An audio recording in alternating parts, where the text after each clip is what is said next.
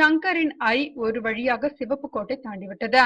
இந்த சிறு பட தயாரிப்பாளர்கள் எப்போதெல்லாம் தங்கள் படங்களை ரிலீஸ் செய்ய கிளம்புகிறார்களோ அப்போதெல்லாம் ஐ வருதே, என்ன பண்ணுவீங்க என்று அச்சமூட்டிக் கொண்டே இருந்தார்கள் தியேட்டர் வட்டாரங்களில். இதனால் தங்கள் படங்களின் வெளியீட்டை கடும் மனசூட்டோடு ஒத்தி வைத்திருந்தார்கள் அத்தனை பேரும். இனி வெற்றியோ தோல்வியோ குறைந்தபட்ச தியேட்டர்களாவது கிடைக்கும் என்ற நம்பிக்கை வந்திருந்தது அத்தனை பேருக்கும். ஐ படத்தின் வெளிநாட்டு பிரதிகளும் இந்தி படத்தின் பிரதிகளும் அனுப்பி வைக்கப்பட்டுள்ளன. தெலுங்கு பிரதிகளும் அனுப்பி வைக்கப்படுமாம். டெல்லியில் உள்ள தணிக்கை குழு சான்றிதழ் கொடுத்து விட்டதா என்றால், தமிழகத்தில் சென்சார் செய்தவர்கள் படத்தின் 2ஆம் பகுதியில் கோரமான விக்ரமை பார்த்தால் குழந்தைகள் அஞ்சுவார்கள் என்று சான்றிதழ் கொடுத்துவிட்டது. இப்படி கிடைத்தால் கிடைக்க வேண்டிய 30% வரி விலக்கு கிடைக்காமல் போய்விடும். 100 ரூபாய் வசூலில் 70 ரூபாய் தான் கைக்கு கிடைக்கும்.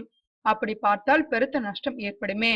அதனால்தான் டெல்லிக்கு போயாவது வாங்கிவிட வேண்டும் என்று துடியாய் துடித்தார் தயாரிப்பாளர். ஆனால் அங்கும் ஏமாற்றம்தான்.